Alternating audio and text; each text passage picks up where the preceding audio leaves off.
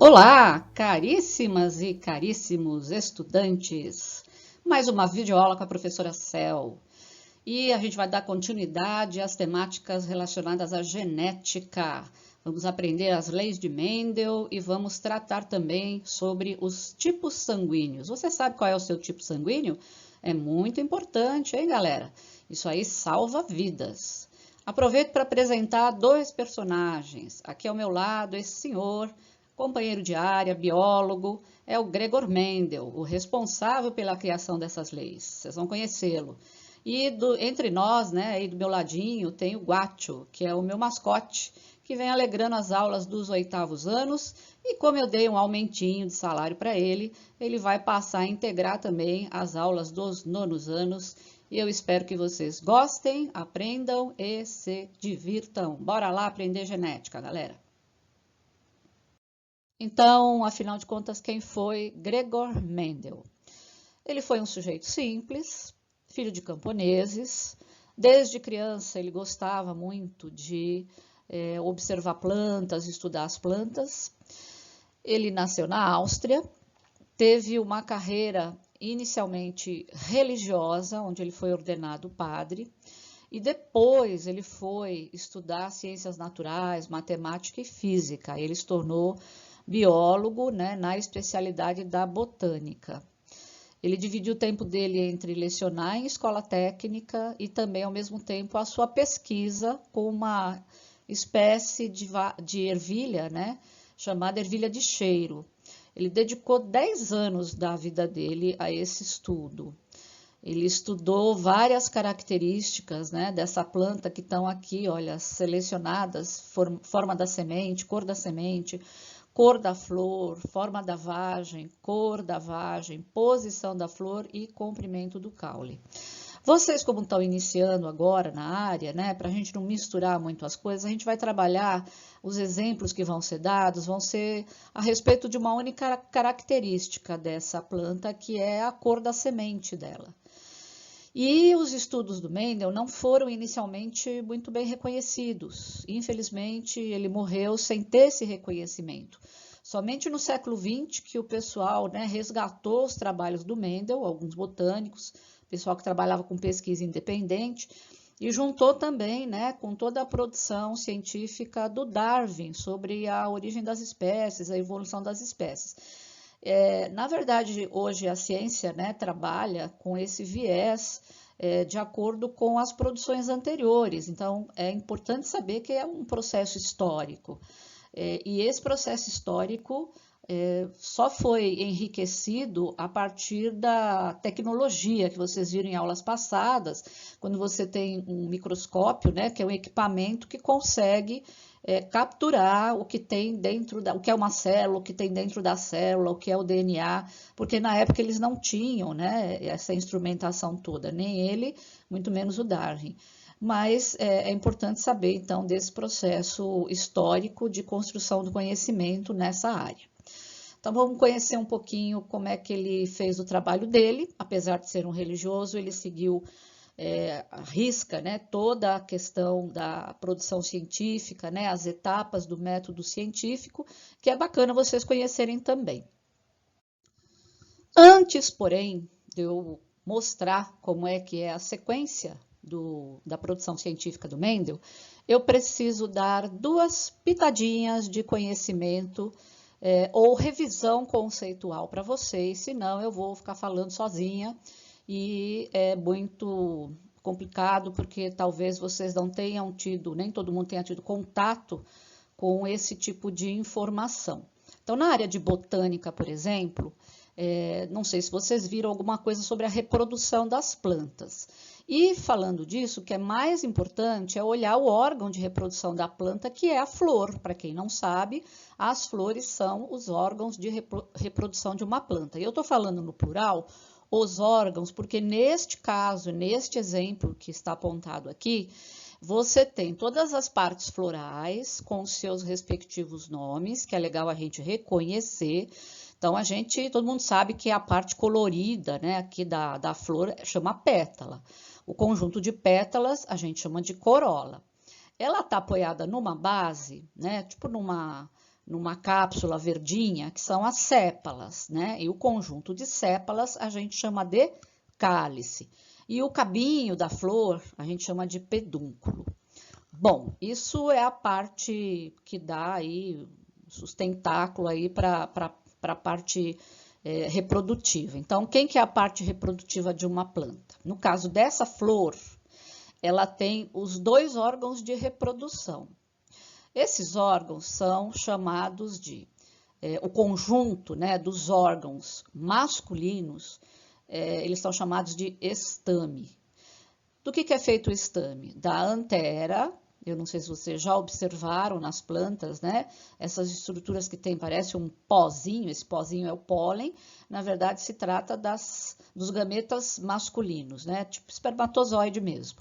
E ele está aqui sustentado, né, por um pedúnculo que a gente chama de filete. Então, a antera e o filete, e tem vários deles numa planta, aqui você pode observar nessa flor ao lado, né? Tudo isso aqui, ó, tudo isso aqui é antera, tudo isso aqui é filete, né? Esse conjunto é reconhecido como androceu. Então, é a parte masculina da planta que vai produzir gameta masculino, espermatozoide. Você tem a parte feminina, que é essa garrafinha que você está vendo aqui no meio. Lembrando que essa flor está em corte, essa também, né? Tanto a fotografia quanto o esquema, a gente fez um corte para você observar. Então, essa garrafinha aqui é a parte feminina. A parte feminina, ela tem uma entrada, que é o estigma, ela tem aqui um pescocinho, que a gente chama de estilete, e ela tem essa parte aqui mais gordinha embaixo, onde estão essas bolinhas que são os óvulos. Então, aqui é o ovário da planta. Aqui dá para ver nessa imagem bem legal, né? Dá para ver o estigma aqui, o estilete e aqui aberto o ovário com essas bolinhas brancas que são os óvulos. Tudo isso está apoiado aqui no receptáculo, que está no meio do cálice. Muito bem, o conjunto de todos os órgãos femininos aí da planta é chamado de pistilo, também conhecido com o nome de carpelo. E todo esse conjunto, né? Às vezes a planta tem um, às vezes ela tem mais de um. Na verdade, gente, se a gente fosse estudar botânica, botânica é um curso inteiro, né? É um período, né, lá do ensino fundamental, que são alguns meses que você fica aí na área de botânica, lá no 7º ano, né? Enfim, tem vários tipos de flor, tá? Eu tô pegando uma flor padrão. E só uma curiosidade, né? Nesta flor, que é da gravura, vocês estão vendo que a parte masculina, ela tá mais ou menos na mesma altura da entrada aqui da parte feminina, da garrafinha, né? Do pistilo. E aqui, se você olhar nessa flor, que é uma fotografia, né, toda a parte masculina está abaixo, né? Quem está mais acima, que é mais alto aqui, né, é a parte do estigma, né? Ele se sobressai, ele está acima aqui das anteras, né, do androceu. Por que acontece isso? Pense bem, né? Na verdade, é interessante uma planta se autofecundar. Ou seja, o pólen dela vai entrar aqui dentro e vai fecundar o óvulo para gerar uma planta idêntica a ela, um clone? Não.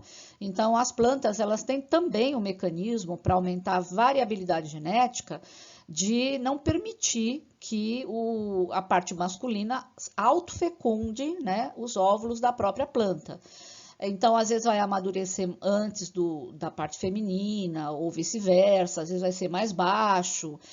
E aí a planta, como ela não tem perninha para encontrar, né, a outra planta, alguém vai ter que fazer esse processo, pegar o pólen dessa planta e levar, né, pegar o pólen aqui dos estames e levar até o pistilo de outra planta, para melhorar a questão da variabilidade genética. Isso quem vai fazer são os pássaros, são os insetos, são os morcegos e até alguns mamíferos de pequeno porte que se alimentam, né, de néctar. Quer dizer, a flor é o órgão sexual, ela tem que ser atraente para essas espécies, por isso que a flor tem aroma, né? Ela tem um cheiro gostoso, ela tem o néctar que é docinho, ela oferece isso, né, para esses organismos que se alimentam, que vão lá, né, utilizar alguma parte dela Porque quando eles encostam aqui, vocês já viram a abelha fazendo isso, provavelmente, a perninha da abelha fica cheinha, né, de pólen. E aí, além dela usar o pólen, né, para manufaturar algumas coisas lá na colmeia, ela acaba ajudando no processo de polinização. Então, se não tiver morcego, abelha, pássaro e outros mamíferos de pequeno porte que se alimentem, que utilizem partes florais aí, né, para se alimentar, para explorar, na verdade, as plantas não conseguiriam se reproduzir. Pronto, falei. Isso aí é né, uma coisa, uma pincelada bem rápida na parte de reprodução das plantas. E aí vocês vão entender, mas por que você está falando disso? Você está falando de genética, né? Será que você ficou louca? Não, não fiquei louca. É que isso aqui é um pré-requisito para a gente continuar a aula. É a primeira revisão conceitual. Vamos ver a segunda revisão conceitual. Haha! Essa aí vocês vão lembrar. Essa a gente acabou de ver aí numa última videoaula que eu fiz. Então, essa segunda revisão conceitual é para a gente resgatar lá da memória, né, o DNA, o que é o DNA, vamos lembrar, aquela cadeia em dupla hélice, né, que a gente falou tanto na outra videoaula. O que é o cromossomo? Então, o cromossomo vai ser esse DNA. Quando a célula entra em processo de divisão celular, ele vai se dividir em pedaços e ele vai se condensar. E o que são células diploides? São células que têm o mesmo pedaço de DNA em dose dupla, que são todas as células do nosso corpo. E o que são células haploides? São aquelas células específicas para o processo de reprodução. Isso, né, eu estou falando mais aí no caso, espécie humana, né, e outros grupos de organismos. Então, a célula haploide vai ser aquela célula que a gente chama de gameta, que vai ter metade da quantidade do material genético, porque vai se juntar com outra, vai acontecer a fecundação para formar um novo indivíduo e aí voltar ao número normal, correto, de cromossomos, de pedacinhos de DNA para ter o indivíduo completo. No caso de divisão celular, né, para isso acontecer, são dois tipos, lembra? A divisão celular para formar gameta é o que a gente chama de meiose. Tá aqui ela, ó. Então, tem a mulher, tem o homem, ela tem ovário, ele tem testículo, ela produz óvulo, ele produz espermatozoide. Então, é aqui dentro, a partir da puberdade, da adolescência, ou da aborrecência, né, como alguns falam, que tem hormônios que vão atuar, e esses hormônios vão fazer uma divisão celular, fazendo com que essas células reduzam pela metade a quantidade de material genético, formando os gametas. Então, a mulher vai formar o óvulo, que vocês já aprenderam, né? Os gametas sempre são haploides, né? Então, é N, né? N é igual a 23 pedacinhos de cromossomo, e espermatozoides da mesma forma, que também são N, são 23 pedacinhos de cromossomo que vão ficar aqui dentro do núcleo, né? De cada um dos gametas. Muito bem, uma hora, um dia, quem sabe, né? Talvez eles se encontrem, vai ocorrer a fecundação, que é a fusão entre esses dois materiais genéticos. Então, 23 cromossomos de um óvulo, de um determinado óvulo, vão se encontrar, vão se somar aos outros 23 cromossomos do espermatozoide que o fecundou, para dar origem a um indivíduo que começa com uma única célula chamada zigoto, que já é uma célula diploide, 2N, com 46 cromossomos ou 23 pares. E a partir do zigoto, para a gente chegar à idade adulta, com os nossos 75 a 100 trilhões de células, tudo que passa a acontecer é processo de mitose. É aquela divisão celular mais simples, onde uma célula, por exemplo, né, 2N igual a 46, vai sempre formar novas células idênticas, 2N igual a 46 nos diferentes tecidos e órgãos do corpo. Aqui, inclusive, tem, né, a fase todinha amarela é da meiose, para formar a célula haploide, e a fase azul todinha aqui é da mitose, que é para fazer toda a parte do desenvolvimento do organismo, produzindo células diploides. Vocês já tinham visto isso, é um pequeno resumo. Já tinham visto também essas imagens. O que é isso aqui? É um cariótipo. Aquela preparação que você faz, né? Que você pode fazer, que Quem faz faculdade aí pode fazer na faculdade, raspa lá a célula da boca, põe corante, não sei o quê, tira fotografia, recorta e monta essa sequência de duplas, né? Dose dupla, porque a célula é 2N, é 46, são células diploide. Então, aqui é um cariótipo masculino. Como é que a gente sabe disso? É cariótipo masculino exatamente porque tem lá o X e o Y. Então, tem um cromossomo compridão aqui, um curtinho, que esse par aqui é que define, né, a questão do gênero da criança, XY, para formar indivíduos do sexo masculino. Assim como você tem aqui, né, o cariótipo feminino, e a gente já adivinhou porque a gente tem em dose dupla o cromossomo X e não tem ninguém com essa cara de Y aqui, tá? Mas desse cariótipo, não é na verdade do XY ou XX que a gente vai falar por enquanto. Desse cariótipo que vai interessar para a gente pegar qualquer par. Então, vamos pegar, por exemplo, aqui o par número 2 de cromossomos. E aí, a partir disso, então, dessa rápida revisão, né, das aulas passadas aí, das videoaulas passadas, vamos nos concentrar nesse par de cromossomos. Lembra, a gente chama isso aqui de cromossomos homólogos. Um deles veio do pai, o outro veio da mãe. Para os 23 pares é isso que acontece, ok? Então, vamos para frente. Agora sim, a gente chegou de novo no trabalho do Mendel e todas as observações e todos os seus experimentos. Porque eu falei, então, da questão da botânica e dei aquela revisada também na parte de genética, né, da introdução da genética que eu fiz, e ressaltei lá no final da minha fala a questão dos cromossomos homólogos. Então, esses são os dois pontos importantes. Primeiro que ele trabalhou com planta e com a reprodução de planta. Por isso que eu falei de flor, porque aqui você vai olhar e vai reconhecer, olha, o estigma é a parte feminina e a antera é a parte masculina. Então, ele foi observando essas coisas, mas ele seguiu uma metodologia para isso, gente.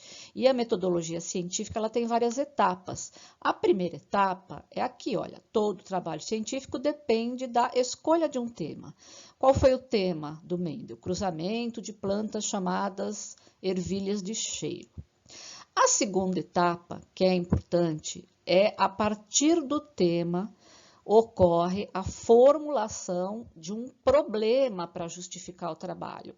A gente não faz trabalho científico, que linda flor da ervilha de cheiro, olha que bonitinha, tal. Não, na verdade, alguma coisa intrigou, por isso que a gente chama de problema, né? Alguma coisa criou um desconforto, uma insatisfação, uma curiosidade no Mendel, que foi exatamente isso aqui, olha. Ele queria entender por que a mesma planta produzia sementes de cor verde e de cor amarela. Essas sementes vocês estão vendo aqui embaixo. Então, a mesma planta pode produzir sementes amarelinhas ou sementes verdinhas, e esse era o problema que ele queria descobrir o porquê. E aí você tem que escrever lá no seu trabalho científico, né, justificar que isso é uma coisa importante, né, para o futuro da ciência. A terceira parte, você traça aí os seus objetivos, né, e você trabalha dentro de uma metodologia.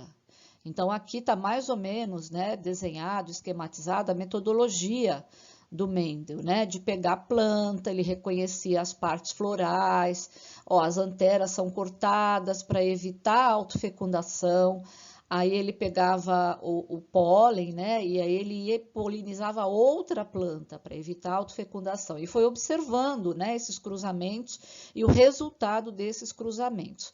Como eu disse inicialmente, lá numa tabela, para várias características, mas a gente vai focar na questão da cor da semente. Semente amarela e semente verde. Como é que isso funcionou nas observações que o Mendel fez. Tudo bem? Então, aqui, a gente vai para uma quarta etapa desses experimentos realizados pelo Mendel. Essa quarta etapa diz para a gente que, na sequência, você tem que fazer o quê? Você tem que pegar todas essas informações, né? Coletar essas informações, a gente chama de coleta de dados, e fazer uma tradução matemática para ela. Essa tradução matemática é a partir de tabulação, de contagem. Você repete o experimento várias vezes, né? E vai anotando esses resultados. E depois você faz uma pesquisa aí na questão estatística, né? Quanto deu para isso, quanto deu para aquilo. Bom, e aí a gente pegou esse trecho aqui, né, do texto que eu passei para vocês, aquele texto complementar, a gente vai ler para poder entender esse esquema e essas animações que estão apontadas aqui. Então, os cruzamentos de Mendel. Veja nos esquemas ao lado o resultado dos cruzamentos que Mendel realizou experimentalmente com plantas de ervilhas e seus resultados. Mendel observou que os cultivares de sementes verdes, quando cruzados com outros de sementes verdes, sempre produziam plantas de sementes verdes. Ele chamou essas plantas de puras. Veja o esquema 1. Então, exemplificando, fazendo um esquema, ele está dizendo o seguinte, ele cruzava a planta que produzia semente verde com outra planta que produzia semente verde. Qual era o resultado? 100% das plantas que resultavam desse cruzamento também produziam sementes verdes. Daí ele chamou isso de plantas puras, 100% de plantas puras. É isso que a gente obtinha aqui como resultado. A outra etapa. Também havia cultivares de sementes amarelas. Cultivares são plantas, né, indivíduos aí, né, que ele utilizava para o experimento.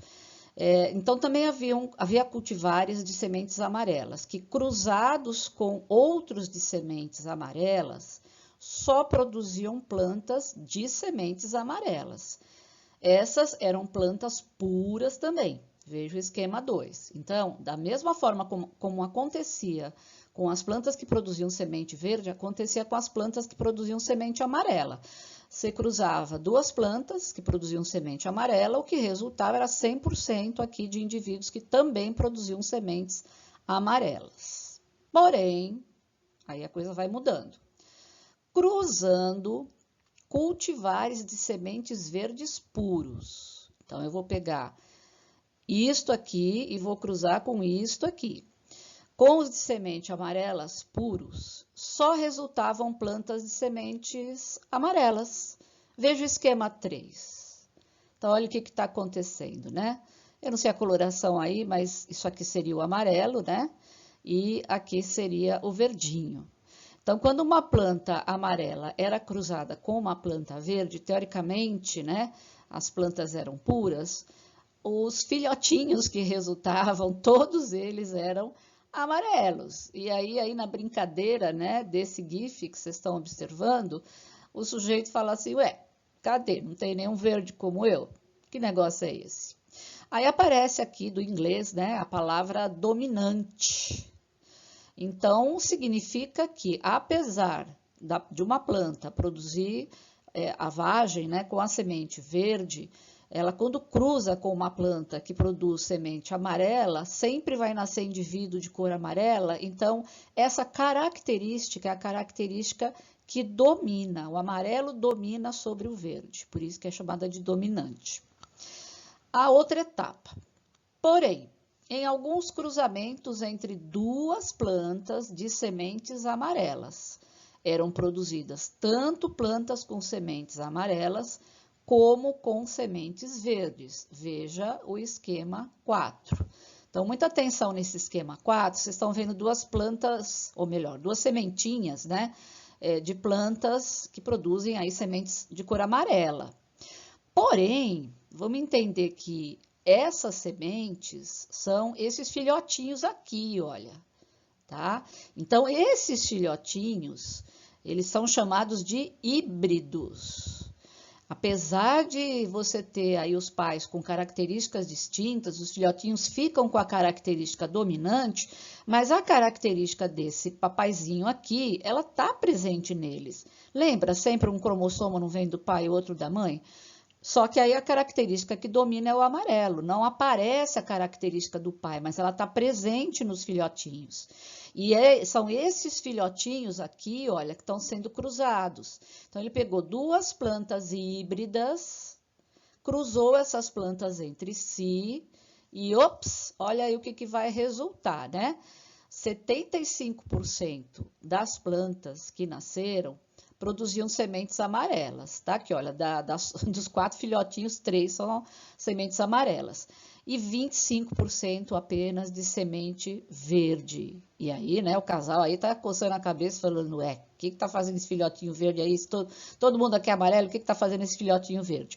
Exatamente, né? Essa que é a questão da gente entender, né, da onde vem o par de cromossomos homólogos e como é que isso funciona. E aí ele chamou essa característica que ressurge, a gente vai entender o porquê que isso ressurge em apenas, isso é sempre assim, viu gente, em apenas 1/4, né, 25% da geração, né, que é produzida a partir de um cruzamento, sempre 1/4, 25%, ela vai expressar aquela característica que estava lá escondidinha. E aí essa característica vai ser chamada de recessiva, como aparece aqui ao lado no finalzinho aí do GIF. Olha lá, recessive, né? No inglês, tudo bem? Vai guardando essas informações, vai observando como é que esse cara montou essa experiência e aí a gente vai chegar aí nas conclusões. Muito bem, aí a gente vai para a última etapa, que é a etapa que depois que você analisou, né, todos os resultados, discutiu, você chega a uma conclusão e você tem que escrever o seu trabalho para poder ser apresentado. Então, estão aqui os resultados dos experimentos do Mendel. O que o Mendel pensou?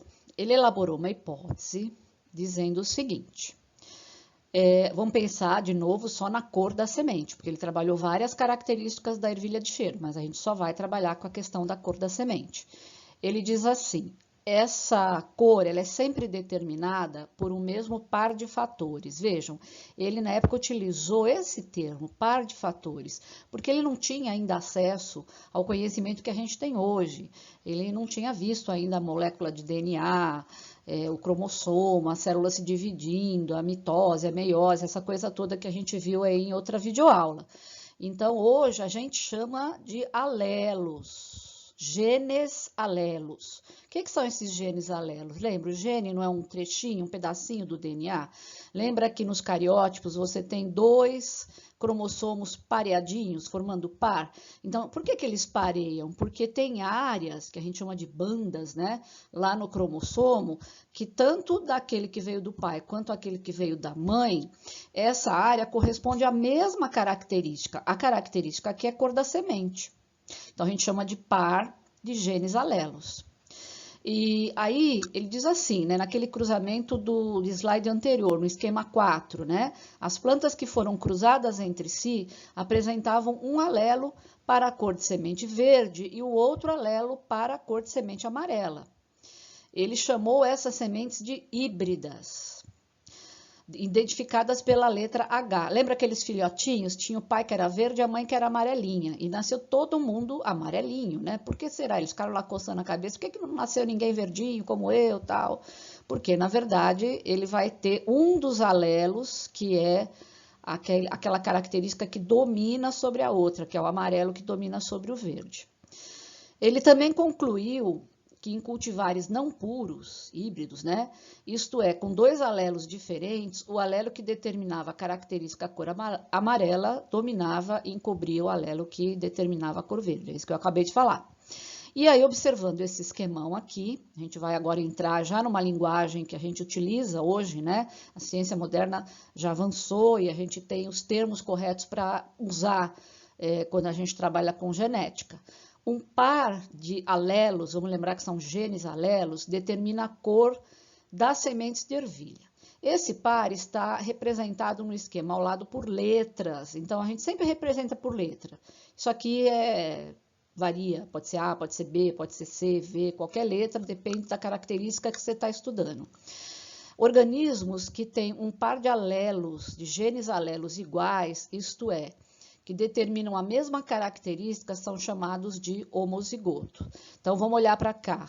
Você lá atrás, né, viu que você tinha lá no cruzamento de plantas que produziam semente verde, 100% dos filhotinhos nasciam como plantas que também produziam sementes verdes. Por quê? Porque imagina, o que significa esse azinho? Significa que você tem um par de cromossomo dessa planta aqui que veio da mãe e outro que veio do pai. Provavelmente, esse que veio da mãe era uma mãe que tinha essa característica, né? Era uma fêmea que tinha esse azinho presente no conjunto cromossômico dela. Então, nesse par de alelos, um veio da mãe e outro veio do pai. Aqui também, um veio da mãe, outro veio do pai. E aí, quando você cruza, é a mesma coisa que a gente vem falando até então. Isso aqui vai gerar óvulos. Essa planta vai gerar óvulos. Nos óvulos, eles vão se separar lá no processo da meiose. Então, esse azinho, esse gene que está dentro de um pedacinho, que é um cromossomo, ele vai para um óvulo, esse gene alelo aqui vai para o outro óvulo. Aqui é a mesma coisa. Se é uma planta macho, esse gene vem para um espermatozoide e esse outro gene alelo vai para o outro espermatozoide. Se eles vão se encontrar, vocês concordam? Todo mundo é igual aqui. Então, esse se encontrar com esse vai dar azinho, azinho. Esse se encontrar com esse outro aqui, então esse óvulo encontra com esse outro espermatozoide, azinho, azinho.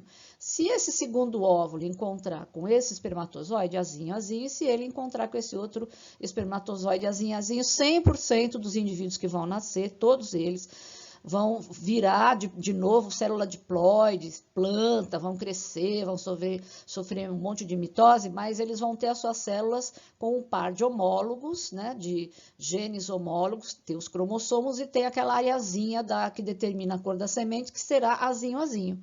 Por isso que todo mundo aí é verdinho. A mesma explicação que eu dei para o verde, você repassa aqui para o amarelo. Só que o amarelo domina sobre o verde. Então, a mesma coisa, todo mundo aqui é homozigoto recessivo, porque é aquela característica que vai ser encoberta pela outra. Aqui é homozigoto, os alelos são iguais, só que a letra é maiúscula porque eles são dominantes. Cor amarela domina sobre a cor verde. Por isso que a geração que nasce aqui é uma geração toda também homozigoto, alelos iguais e dominantes de cor amarela. Aí lembram que tinha lá no esquema 3, né, um pai verdinho lá e uma mãe amarelinha, e aí a galerinha que nasceu era todinha amarela, tanto que eles ficaram coçando a cabeça, o pai falou assim, como assim, né, não nasceu ninguém com a minha cara, tal. Na verdade, todos os filhotes têm a característica que vem do pai, tem esse genezinho que está lá num cromossomo, que vai ficar no espermatozoide e que vai acabar encontrando com o óvulo. Então, imagina que aqui um espermatozoide tem um azinho, outro espermatozoide tem outro azinho. Aqui você tem um óvulo que tem um azão e outro óvulo que tem um azão. No cruzamento, no encontro disso tudo, você só vai ter filhotes azão, azinho. Porque isso aqui vem da mãe e isso aqui vem do pai. E aí todos eles têm a mesma característica que é o amarelo, que é dominante, mas todos eles carregam consigo também o alelozinho recessivo. Ele só não consegue o quê? Se expressar, mostrar que ele é verde. Tudo bem? Então aqui, olha, repetindo, um par de alelos determina a cor das sementes de ervilha. Esse par está representado no esquema ao lado por letras, todo mundo já viu. Organismos que têm um par de alelos iguais, é o caso desses aqui, né? Isto é, que determinam a mesma característica, são chamados de homozigotos. Organismos que têm um par de alelos diferentes, um de cada tipo, um dominante e outro recessivo, são heterozigotos. Então, toda essa galerinha aqui, todo mundo é heterozigoto.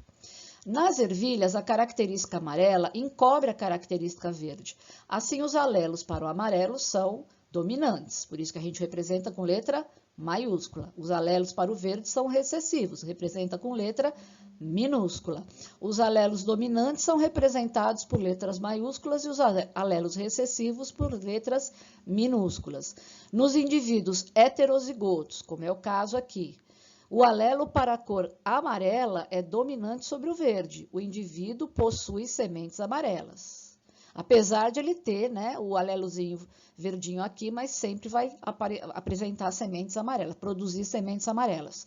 Quando as células se dividem na meiose para formar os gametas, os indivíduos homozigotos somente podem formar gametas com um só tipo de alelo, que nem a gente falou aqui, né?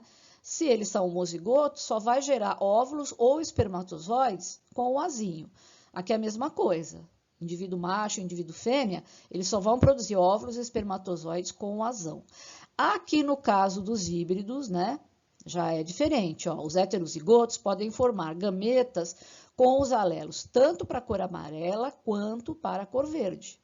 E isso aqui é a geração híbrida, que ele fez o cruzamento final lá. Então, ele cruzou isso com isso. Quando ele cruza dois híbridos, olha o que vai acontecer.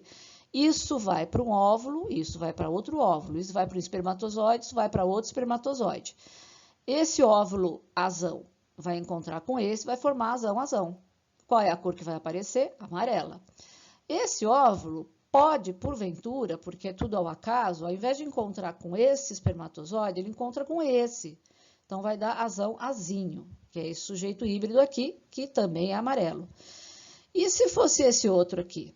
Esse azinho encontrasse dentro de um óvulo, encontrasse um espermatozoide com azão, seria a mesma coisa. Azinho, a gente sempre coloca a letra maiúscula na frente da minúscula, né? A característica dominante sempre vem na frente aqui da minúscula, da letra minúscula. E se ele encontrar com esse, olha, esse óvulo que tem azinho, encontrar com um espermatozoide que tem azinho, haha, olha ele aqui, ó, aquele verdinho que apareceu lá no esquema 4, né? Então, por que que aparece esse verdinho? Porque esse óvulo que traz o alelo recessivo encontra com um espermatozoide que também tem o alelo recessivo.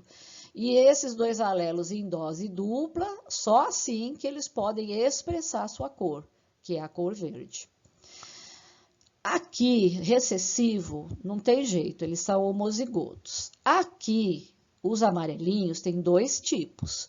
Esse aqui é o homozigoto dominante, porque tem dois alelos, azão, mas você também tem uma porcentagem de indivíduos que vão ser amarelos, mas vão ser heterozigotos. Eles têm alelos diferentes, um maiúsculo e outro minúsculo, um azão e outro azinho. Além disso, para fechar a conversa, tem 3 palavras que eu quero que vocês conheçam. A palavra genótipo diz respeito a esse conjunto de cromossomos com toda essa nomenclatura de letrinhas, maiúsculas e minúsculas, ok? Então, é o conjunto formado pelos tipos de alelos não modificados naturalmente, né? Esses alelos, aí a gente já falou, né? Quando é dominante a letra maiúscula, isso é código da genética, é sempre assim, viu, gente? Isso é padrão. E quando é característica recessiva, é letra minúscula. O que é fenótipo? O fenótipo é o que é expresso. Aqui, por exemplo, eu tenho 3 plantas que expressam o fenótipo para cor amarela em 75% dos indivíduos. E eu tenho 25% dos indivíduos que nascem que expressam a cor verde. Mas o genótipo aqui, ele é diferente. Eu tenho o genótipo, que é homozigoto dominante, e eu tenho o genótipo, que é heterozigoto, e todos eles são amarelos. Então, aqui eu tenho 2 tipos de genótipos para o mesmo fenótipo. Quando é recessivo, é sempre a mesma coisa. Ele é sempre homozigoto recessivo. Tudo bem? Muitas palavras, né? A última é uma palavra até engraçada, fenocópia. O que é uma fenocópia? Uma mulher, por exemplo, né? Quando resolve pintar o cabelo de preto, de louro, né? Ela tem o cabelo castanho escuro e resolve ir lá e trocar de cor. Pintar de azul, amarelo, sei lá. Ela altera a característica, que é a cor do cabelo. Quando a gente altera uma característica, a gente chama isso de fenocópia. Então, toda mulher que tem o cabelo tingido, né, é uma fenocópia. Fenocópia tem a ver com a característica que se expressa, ela pode ser alterada. genótipo jamais pode ser alterado, tá? A não ser que a pessoa receba radiação e altere o DNA dela, né? Mas tirando isso, o genótipo não pode ser alterado, fenótipo pode. Beleza?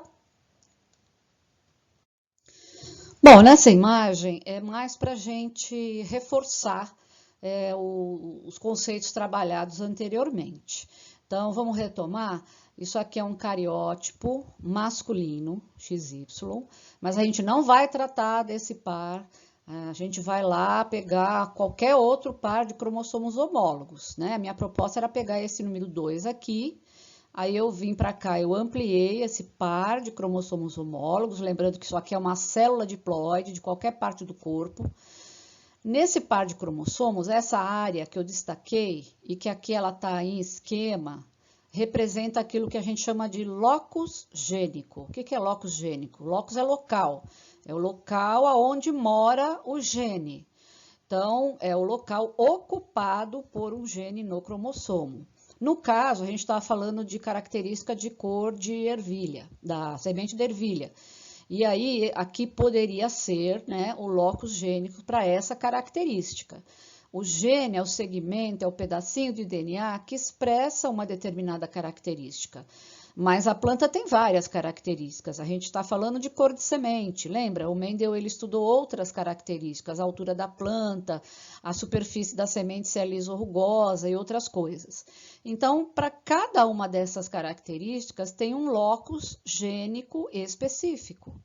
Então, os cromossomos homólogos, eles são todos mapeados e quando eles ficam pareados, como é o caso aqui, um do ladinho do outro, formando par, essa região comum aqui, ela determina a mesma característica. No caso deste indivíduo, né, essa característica dominante poderia ter vindo, né, esse par aqui de cromossomos homólogos, lembram que é formado lá, né, no processo da fecundação, um vem da mãe, poderia ser esse, com a característica dominante, o outro veio do pai, aí com a característica recessiva. Aqui, repetindo, né, homozigoto é o indivíduo, então, que possui os alelos iguais. A mocinha aqui está mostrando para a gente, né, como que é o código que a gente utiliza, né, azão, azinho é homozigoto, ou azinho, azinho é homozigoto dominante, homozigoto recessivo. Aqui esses palitinhos representam a mesma coisa, um par de cromossomos homólogos, né, homozigoto dominante, homozigoto recessivo.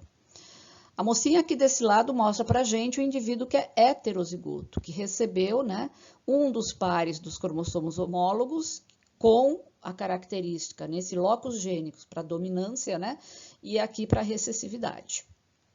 A animaçãozinha aqui está mostrando a mesma coisa, só que utilizando uma outra letra, né? Aqui está utilizando, por exemplo, o Y para quem é dominante, maiúsculo, então homozigoto dominante, o Y maiúsculo, homozigoto recessivo, o verdinho, Y minúsculo. E aí o indivíduo que é heterozigoto e que fica com a característica dominante, que é esse que vem pulando aqui do lado. Ele é Y maiúsculo, Y minúsculo, a mesma coisa, ok? Só que utilizando uma outra letra. Muito bem, vamos para frente. A partir daí, o Mendel, ele descreveu duas leis que são respeitadas até hoje. A primeira e a segunda lei de Mendel. A primeira diz o seguinte, lei da segregação dos fatores, né? Resumindo, tudo isso que a gente veio discutindo até agora diz o quê? Essa lei, cada caráter ou característica, então vamos lembrar, cor da semente da ervilha, é determinado por um par de fatores. Esse par de fatores a gente traduz, né, para a modernidade, chama de genes alelos, que se separam na formação dos gametas. Então, quando vai formar gameta, vai uma das perninhas do cromossomo homólogo que traz, né, esse gene alelo, vai para um gameta e a outra perninha vai para o outro gameta, indo um fator do par para cada gameta, que é, portanto, puro. Muito bem, isso é a lei da segregação dos fatores, porque aqui ele está se referindo à questão da característica de dominância e recessividade. A segunda lei né? Fica um pouco, às vezes, mais difícil porque a gente só viu uma característica. Mas a segunda lei diz o seguinte, olha, lei da segregação independente. Lembram que na imagem anterior eu falei que então um cromossomo ele é todo mapeado, ele é todo cheio dessas faixinhas, desses segmentos que são genes, cada um vai determinar uma característica. O que essa lei quer dizer para a gente? Que na verdade essas características elas são independentes. Uma coisa é ter, então assim, uma planta alta pode ter semente rugosa, uma planta baixa, semente lisa ou vice-versa. Então, na verdade, segregação independente significa o quê? Né? Olha, vamos dizer assim, as diferenças de uma característica são herdadas independentemente das diferenças em outras características. Então, é aquilo que eu falei, na verdade, isso aqui só talvez às vezes fique um pouco complicado, porque a gente só pensou em uma característica. Esse cara estudou uma porção delas e percebeu que tanto faz. A característica, a cor da semente independe, né, se é homozigoto, se é heterozigoto, se é dominante, se é recessivo, de outra característica, por exemplo, a altura da planta, se também vai ser homozigoto, heterozigoto, tal. Então, é lei da segregação independente. Esses pares de alelos, eles se expressam independentemente dos demais. Basicamente, essas são as leis de Mendel.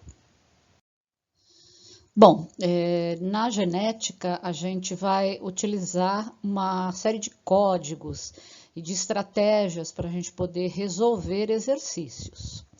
Eu pretendo mais para frente fazer, inclusive, com vocês a correção. Vamos ver como é que vai acontecer esse retorno presencial ou não.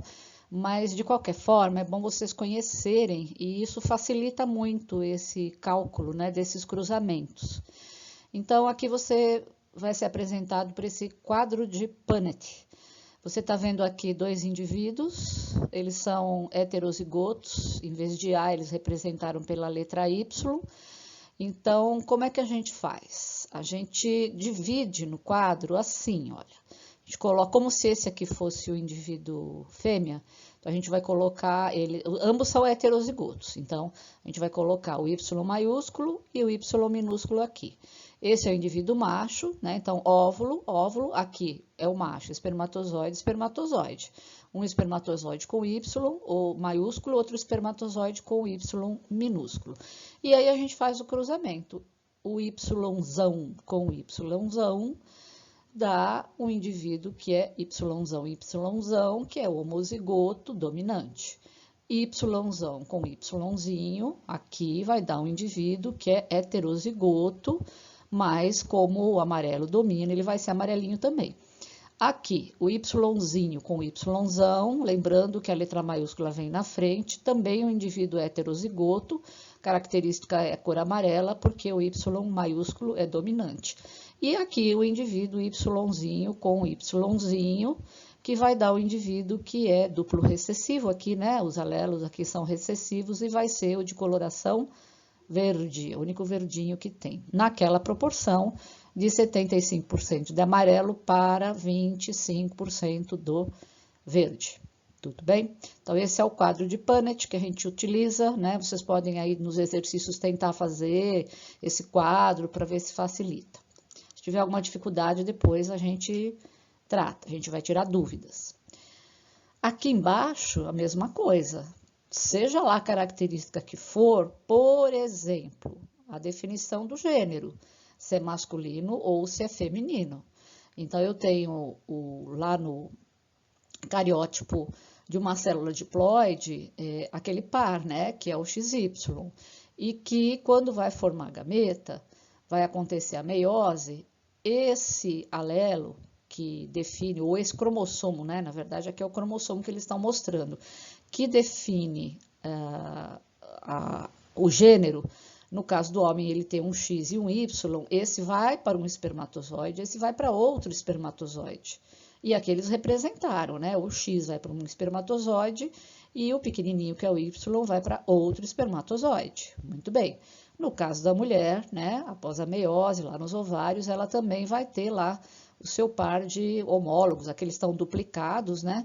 E você vai ter um que vai para um óvulo, que é o X, e o outro que vai para outro óvulo, que é o X também. Muito bem, aí o que vai acontecer? Se esse espermatozoide fecundar este óvulo, então veja, X com X, XX, isso aqui vai resultar num indivíduo do gênero feminino. Se esse espermatozoide encontrar com este outro óvulo, idem. Agora, se esse espermatozoide que é portador do cromossomo Y encontrar com este óvulo, aí vai dar o indivíduo do gênero masculino. E a mesma coisa aqui, se esse espermatozoide encontrar com outro óvulo, vai dar o indivíduo também do gênero masculino. Portanto, o que a gente conclui olhando esse quadro, né, do Punnett para a questão da definição do gênero, é que sempre existe a chance de, quando é gerada uma criança, 50% de chance dela nascer do gênero feminino e 50% de chance dela nascer do gênero masculino, ok? Isso aqui também é uma regra legal, né, para quando for lá no ensino médio, você falar das características, né, dos cromossomos aí ligados ao sexo e assim por diante. Um outro código, né, uma outra notação que a genética utiliza é a chamada árvore genealógica ou heredograma.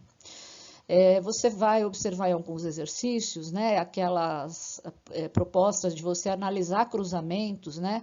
Então, assim, tudo que é bolinha é mulher, né? Mulher sem a característica investigada. Então, o cara vai investigar lá a cor do olho, ou se o cabelo é ondulado, ou se é portador de daltonismo, qualquer coisa assim.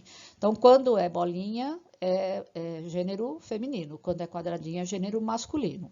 Bolinha vazia, quadradinho vazio, são pessoas que não têm a característica. Quando a bolinha é cheia, são pessoas portadoras daquela característica, tá? Mulher com a característica investigada, homem com a característica investigada. Aqui tem outras notações, né? Por exemplo, quando tem esse traço ligando, né, a bolinha ao quadradinho, significa o quê? Um casamento, é uma união. Quando aí tem o divórcio, né? Você pega e você corta aqui, né, a linha horizontal. Quando você tem uma bolinha e um quadradinho, uma mulher e um homem, e aparece essa barrinha também na horizontal, é um casal sem filhos. E quando você tem, né, um traço com várias coisinhas penduradas aqui, então tem aqui uma menininha, que é o menininho, e aqui outra menininha. Então aqui são irmãos, né? São todos aí que vieram de um mesmo, por exemplo, de uma mesma união.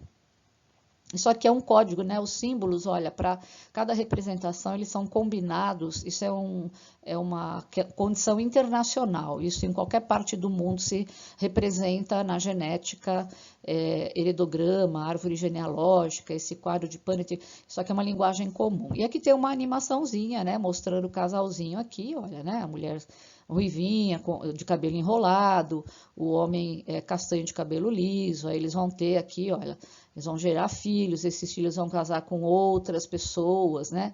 Aí vão gerar outros filhos e assim por diante. Essas características, vocês veem aí que elas vão passando de geração para geração, tá? Isso aqui é para vocês terem já um reconhecimento, mesmo no ensino fundamental, de que a genética ela tem uma linguagem comum em todo mundo, ok? E finalmente a gente chega então no tipo sanguíneo, porque isso fez parte aí do nosso título, né, da videoaula, e a gente vai trabalhar com esses dois sistemas, são os dois últimos slides aí. Primeiro a gente vai falar do sistema ABO e depois a gente fala do sistema RH. Daí eu perguntei, né, você sabe qual é o seu tipo sanguíneo, né, se você tem RH positivo, negativo e assim por diante. Então, vamos dar mais uma lidinha nesse trecho aqui, né, do texto complementar que eu passei para vocês, que diz o seguinte: uma das características humanas que pode ser abordada de maneira semelhante à que fez Mendel é a do tipo sanguíneo. Dois dos sistemas de classificação de sangue mais utilizados em humanos são os sistemas ABO e RH. Vamos falar primeiro da questão do sistema ABO. Esse sistema, ele apresenta 4 tipos de sangue. Sangue tipo A, sangue tipo B, sangue tipo AB e sangue tipo O. O que é que determina o tipo sanguíneo nesse sistema? É um gene. Então, é um alelo, representado pela letra I. Esse gene ele pode estar na forma de 3 alelos. Até então, lá na questão da cor da semente da ervilha, eram 2 alelos. Lembram disso?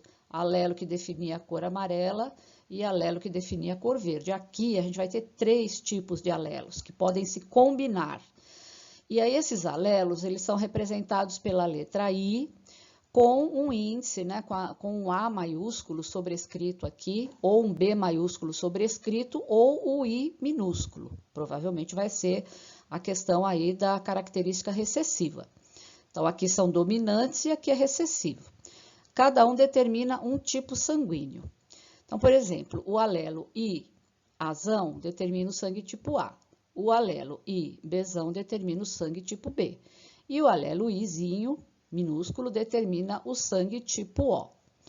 Essa questão de determinar o sangue, o que é que significa, né? Significa que vai ter essa questão da dominância, o I-Azão e I-Bzão, eles dominam sobre o I minúsculo, mas entre o I-Azão e o I-Bzão não há uma dominância, é uma codominância, né? A característica fica dos dois. E que característica é essa? A característica é a seguinte, olha, assim, quem tem o gene I, o alelo, no gene I, o alelo I-Azão, então lá naquela região, no locus gênico, né, de quem tem o I-Azão em seu sangue, ele vai produzir uma proteína chamada A. Quem tem o alelo I-Bzão, ele vai produzir uma proteína chamada B. Quem tem os dois, I-Azão e I-Bzão, ele vai produzir as duas proteínas, a proteína A e a proteína B. E quem tem nesse alelo, em dose dupla inclusive, o Izinho, que vai provavelmente ser a característica recessiva, vai ser aquele que não vai produzir proteína nenhuma, que é o sangue tipo O. Isso foi um estudo feito porque nas transfusões sanguíneas era muito comum uma série de transfusões não darem certo, até os médicos conseguirem, os pesquisadores, né, conseguirem descobrir esses fatores aí no sangue. Então, se você, por exemplo, tem esse genótipo, né, I-Azão e I-Azão, e você produz proteína A e você recebe sangue de uma pessoa que é I-Bzão e I-Bzão, essa proteína B produzida por essa pessoa, quando ela entrar em contato com o seu sangue, ela vai atuar como um antígeno, como algo estranho, e aí o seu corpo vai ter uma reação, e você vai passar mal e pode até morrer. Então, é o que eu estou dizendo, né? Na verdade, isso foi importante porque muitas transfusões não davam certo. E aí vem essa história, quem é que pode doar para quem? Então, aqui nesse quadro, tem bonitinho, arrumadinho para vocês, as possibilidades de transfusão sanguínea para o sistema ABO. Então, a gente tem que raciocinar assim, grupo sanguíneo da pessoa, são esses 4 tipos. Então, uma pessoa que é sangue tipo A, ou ela é assim, duplo, né, o dominante aqui, I-Azão, I-Azão, ou ela é I-Azão, Izinho. Essa pessoa, ela produz essa tal proteína A. Se ela for homozigoto, se ela for heterozigoto, porque lembra, o Izinho não produz proteína nenhuma, tanto faz ser assim quanto assim, ela vai produzir uma proteína A. Então, ela só pode receber de quem é A ou de quem é O. Por quê? Porque quem é A vai produzir a mesma proteína que ela. E quem é O não produz nenhuma proteína, não vai estranhar nada. E ela tem que doar, ela pode doar, né? Só para quem é A ou só para quem é AB. Ela pode doar para quem é A, porque não vai ter estranhamento, né? Se esse sangue chegar com essa proteína A nessa pessoa, é a mesma coisa. E se chegar na pessoa que também produz a proteína A aqui, porque é I-Azão e I-Bzão, que é o caso desse sangue tipo AB, também não vai ter estranhamento, porque já tem essa proteína A sendo fabricada pelo corpo do receptor, né? Então, esse quadro, né, mostra pra gente quem pode doar para quem. E aí vem a questão do doador universal, né? No caso da pessoa tipo A, ela não produz proteína nenhuma. Para quem que ela pode doar? Para todo mundo, porque não vai ter nenhuma proteína estranha entrando, né, no corpo dessas pessoas que têm o sangue desse tipo. Só que tem um problema, de quem ela tem que receber? Ela só pode receber de um igual. Se ela receber, por exemplo, sangue de uma pessoa do tipo A, vai ter uma proteína A estranha ao corpo dela que vai ser rejeitada. Se ela receber de uma pessoa tipo B ou tipo AB, a mesma coisa. Então, quem é O é doador universal, porque doa para todo mundo, né? Não tem proteína que cause estranhamento no corpo dessas pessoas, mas infelizmente só pode receber de quem é do mesmo tipo, ok? Quem é receptor universal é o tipo AB, né? Porque o que acontece? Ele tem as duas proteínas. Se ele receber de uma pessoa do tipo A, ele já tem a proteína A, não vai estranhar. De uma do tipo B, também já tem. AB é igual a ele. E O, tanto faz, porque o O não produz nenhuma proteína. Então, esse aqui é o doador universal, né? E esse é o receptor universal. Então, isso depois você estuda com calma, né? E aí você tira suas conclusões e eu fico aguardando você tirar suas dúvidas, né, comigo aí na conversa pelo e-mail, tá? Essa na verdade, é a história do sistema ABO. Daí, mais para frente, eles descobriram um outro sistema, que é o chamado sistema RH. Por quê? Porque eles continuavam a fazer os estudos, né, de transfusão e mesmo entendendo direitinho a questão do sistema ABO, tinha ainda problema, tinha problema de rejeição. E aí, com o tempo, eles utilizaram, né, uma espécie de macaco chamado Rhesus, daí o nome do sistema RH, agora eles até mudaram o nome científico do macaco, mas em 1940, esse carinha aqui, o Landsteiner, né, e a equipe dele, eles fizeram uma série de transfusões, eles primeiro, né, utilizam aí os pobres macaquinhos, para entender que tem um outro sistema que produz uma outra proteína. E aí ela vai ser chamada de proteína RH positiva ou negativa. Eles fizeram isso, fizeram testes, né? Esse teste ele pode ser feito até hoje, inclusive por conta de problemas com a gravidez, que eu já vou explicar. Como é que você faz a identificação? Você pinga uma gota de sangue num chamado soro anti-RH, ou seja, esse soro ele vai reagir à presença dessa proteína. De que maneira que ele reage? Ele reage coagulando o sangue. Então, tá aqui, olha, reação positiva, portanto, tem a proteína RH positivo. Quem não tem essa proteína, não acontece nada com esse sangue. E aí a pessoa é considerada RH negativo, ou seja, não produz a tal proteína. Muito bem, qual é o problema, então, da gravidez? Imagina que uma mulher, independente do sistema ABO, ela é RH negativa. Ou seja, o corpo dela não fabrica essa proteína tal RH. Mas aí ela casa com o sujeito, tal, engravida e a criança é RH positiva, por conta das combinações genéticas que a gente já viu anteriormente. O que pode acontecer? A criança passa, durante o seu desenvolvimento embrionário, a fabricar, né, quando ela tiver a produção do seu próprio sangue, ela começa a fabricar essa proteína. Ela é RH positiva. Aí isso vai servir para a mãe como um sinal de um antígeno presente no corpo. Então, a mãe vai reagir contra a presença dessa proteína produzida pelo bebê. E no primeiro filho, a mãe produz alguns anticorpos contra essa proteína RH positiva. Não tem tanto problema, mas no segundo, num terceiro filho pode até causar aborto, pode, na verdade, ter um problema de incompatibilidade sanguínea e a criança vir a morrer. Então, olha quanta coisa importante, né, para a gente, inclusive, conhecer o corpo da gente. Aqui a gente tem uma outra tabelinha, né, falando sobre o fenótipo, né, que a gente chama RH positivo e RH negativo, e o genótipo, que é como eles nomearam, a partir das letrinhas, os alelos, ok? Então, estão os alelos aqui embaixo, veja. Sangue tipo RH positivo, ou ele vai ser errão, ou ele vai ser errão Rzinho, porque o alelo R maiúsculo aqui, ele vai dominar sua característica sobre o R minúsculo. E o sangue RH negativo vai ser aquele homozigoto recessivo que a gente já está acostumado a ver aí nas outras imagens, né? Então, aqui você tem o homozigoto, Rão, dominante, aqui um heterozigoto, também o R domina, e aqui o Rzinho, que seria o duplo alelo recessivo, que vai caracterizar a pessoa que não produz o fator RH. Então, galera, é isso que eu tinha para contar para vocês, e eu espero que vocês estudem, assistam a videoaula.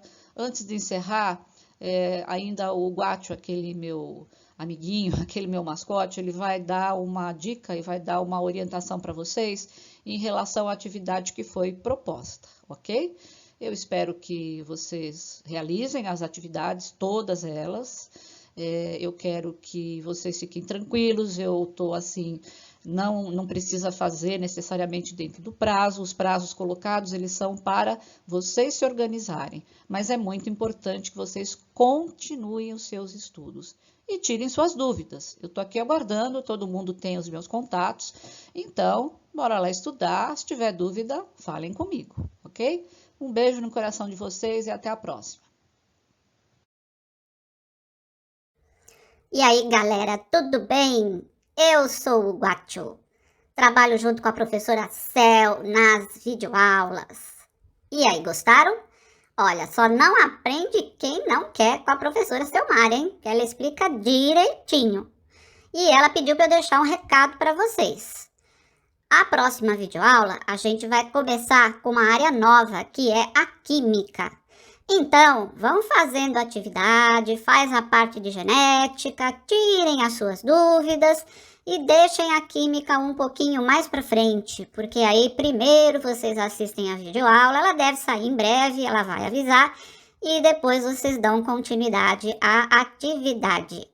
Então é isso aí, vamos estudar, bora fazer os exercícios, bora tirar 10 das atividades e bora ser feliz e aprender muita biologia, muita química e muita física. Beijo pra vocês, vejo vocês na próxima videoaula.